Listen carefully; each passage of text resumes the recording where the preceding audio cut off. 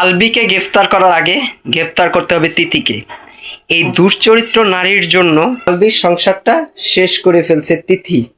এই নারীর জন্য সংসারটা শেষ, ধ্বংস, নিজেও ধ্বংস, মানুষকেও ধ্বংস করছে এই তিথি। আলবির সাথে পরকীয়ায় লিপ্ত হয়েছে তিথি। ডিভোর্সি নারীরা কখনো কারো সংসার করতে দেয় না, নিজেও সংসার করে না। আলবির সাজানো সংসারটা তিথি নষ্ট করছে, এর জন্য দায়ী তিথি। রিজিককে আজকে মা ছাড়া করছে তিথি। এক হাতে তালি বাজে না, তাই বলবো আলবিরও দোষ ছিল। কেন? তিথির সাথে সম্পর্ক করতে গিয়েছিল। সে তো একজন ডিভোর্সি নারী, সে তো ভালো না। আর আরেকটা কথা বলি, কি তিথি একটা ভিডিওর ভিতরে বলছে, আমি কি বলছি ইকরাকে আত্মহত্যা করতে? আপনি বোন কেন বলবেন আত্মহত্যা করতে? সে বাধ্য হয়েছে, 1 দিন 2 দিন 3 দিন 4 দিন 5 দিন। অত্যাচার মানুষ কতদিন সহ্য করতে পারে? তো এত সুন্দর একটা ফুটফুটে বাচ্চা রেখে মেয়েটা মারা গেছে, এখনো কি বুঝতে পারেন নাই?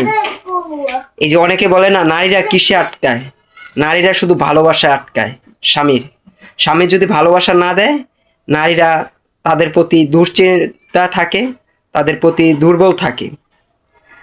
এই তিথি তার সংসারটা নষ্ট করছে। তাই বলবো আলবিকে গ্রেপ্তার করার আগে তিথিকে গ্রেপ্তার করেন। আর আরেকটা কথা, তিথি বলে কি, আমাকে নিয়ে মানুষ লাগছে, আমার কেরিয়ারটা নষ্ট করতেছে। আরে তোমার কেরিয়ার কে নষ্ট করতেছে? আর আপনারা জনগণ তো তার কেরিয়ারটা কেন নষ্ট করতেছেন বলুন তো? সে পরকিয়া করব, সেগুলো আমরা দেখব, ভিউ হবে, সেটা ভালো। সে শুটিং সেটে যাবে, যে একটা দরজা নক করবে, ঘর নক করবে, তারপরে তারা ফাঁকে ফাঁকে যায় পরকিয়া করবে, কিছুক্ষণ পর পর যায় ফ্রেশ হবে, তারপরে তারা সুন্দর শুটিং অভিনয় করব, সেগুলো আমরা দেখলে তাহলে তাদের ভালো ভালো নাটক চলবে। আর যদি না দেখি তাহলে তার ক্যারেক্টার নষ্ট। তা তিথি, তুমি ওই যে জনগণকে দোষ দিতেছো, তুমি দোষটা করছো কেন? প্রথম স্বামী সংসার তো করতে পারো নাই, আরেকটা নারীকেও সংসার করতে দিলে না, আরেকটা নারীকেও জীবন থেকে শেষ করে দিলে, একটা সন্তানকে মা ছাড়া করলে। তো আল্লাহ দেখে, কখনো ছাড়ে না। এতটুকুই মনে রাখো, তোমার শাস্তি তোমার পেতে হবে, আজ নয় কাল।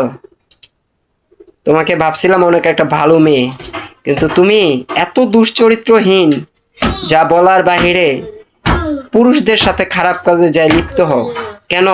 তুমি অবিবাহিত ছেলে কোনো পাও নাই, তাকে তুমি বিয়ে শাদী করে নিতা, তুমিও সুখী থাকতা, ওই ছেলেটাও সুখী থাকতো।